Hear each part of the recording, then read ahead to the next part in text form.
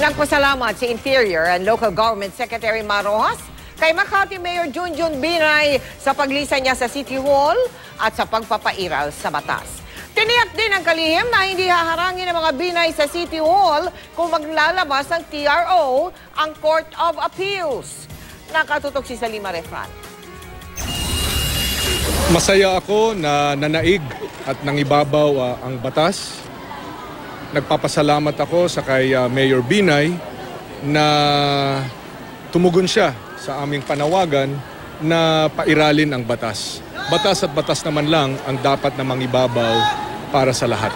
Yan ang pahayag ni Interior Secretary Marojas matapos pansamantalang bumaba sa pwesto si Makati Mayor Junjun Binay base na rin sa kautusan ng Ombudsman. Wala na raw masasaktan o maapektuhan ng pagmamatigas si Binay. Natutuwa ako na manunumbalik sa normal at saka sa regular ang pagbibigay serbisyo sa ating mga kababayan na higit sa lahat, yan naman talaga ang dahilan para sa pagpasok sa serbisyo publiko. Ayaw nang patulan pa ni Rojas ang mga patutsada ni na Mayor Binay at kapatid na si Senadora Nancy Binay. Hindi naman ako kakagat sa mga patutsadang ganon. Tayo pinaglalaban natin ang batas. Walang mas mataas sa batas. At ang batas dapat ang siyang manaig sa ating bansa.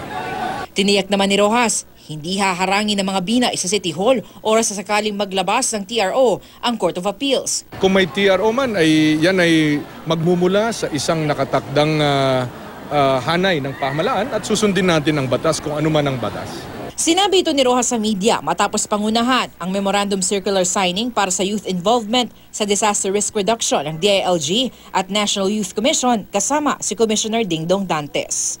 Salima Refran, Nakatutok, 24 Oras.